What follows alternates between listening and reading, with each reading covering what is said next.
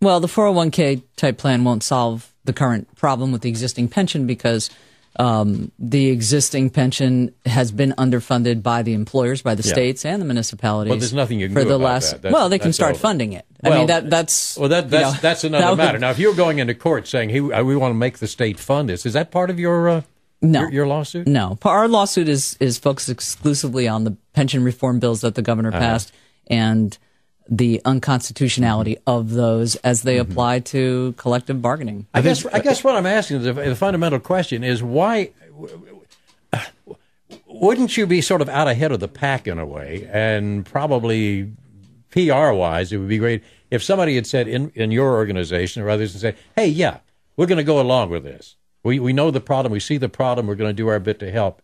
Well, that's the point, Jim. We are going. I mean, we recognize that New Jersey and our municipalities are in a bad way in many cases. Pay freezes and a contribution to health benefits are happening with police and firefighters across the state.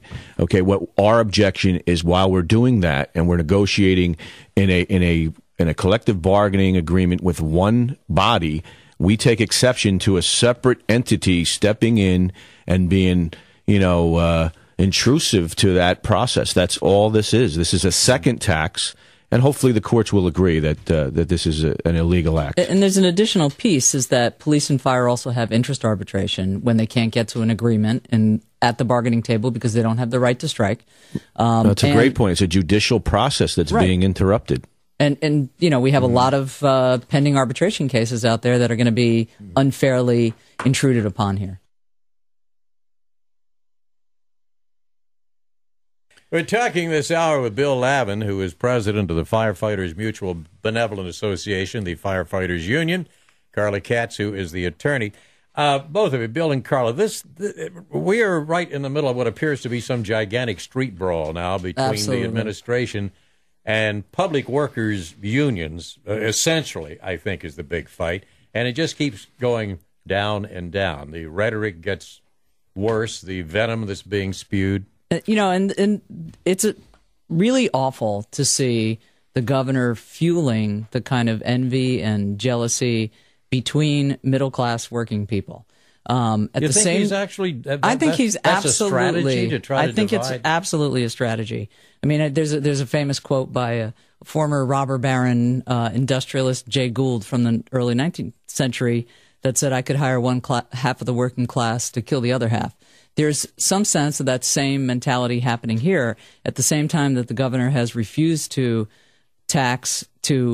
reinstitute the tax on the wealthiest citizens in the state, and costing us $800 million in revenue. He's cutting school aid by $800 million and, pushing those costs back onto the backs of taxpayers. Okay. So, we're sort of watching this sort of it feels like a play. But they're pitting worker versus comparing worker. the governor with robber barons. You're doing the same kind of thing I was talking about. I actually before. Probably compare him to Boss Tweed more than the robber barons. Bill, you've talked about, though, elevating trying to get the civility of this somehow, some civility back into the There's debate. no question. I mean, we're trying to raise the bar. I mean, the civil discourse just doesn't seem to be one. And you see, some labor unions that after a while you start to emulate the opposition. So, this tough talk and, a lot of name calling that's going on. And I guess I got caught into some of that.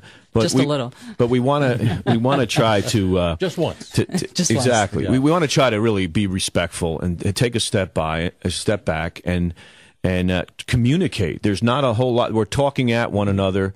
We're not sitting down. We have some tremendous ideas. There's some messages up here about what would you do and how would you save money, and we discuss the reforms that would not hurt the working person, that would maintain our collective bargaining agreements, but would save taxpayers money. So this name calling, I was really disappointed to see when we sat down with leadership of the legislature that there's also a feeling from them, a lack of respect, where they're not even being included, and the media is getting information on proposals well before. I don't know who this administration necessarily is listening to now. I know it's not labor. I know it's not the legislature. We want to get in and sit down, and I think after some time and maybe some hard feelings are healed, we'll start moving on and raise the bar and have some real civil discourse here. Okay, now what happens if the judge does not find in your favor?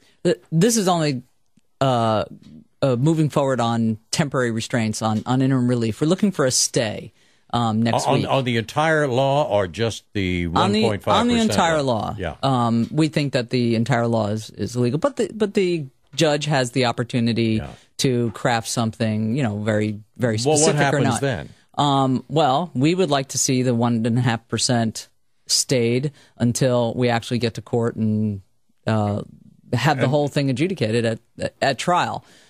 We believe very seriously that the bills are unconstitutional as formed, that they really unfairly disrupt the collective bargaining process and the interest arbitration process, and we hope the judge sees it our way. I mean, you do know that the governor's executive order on pay to play and unions was struck down by the court. Yeah. And I think that similarly, this was rushed.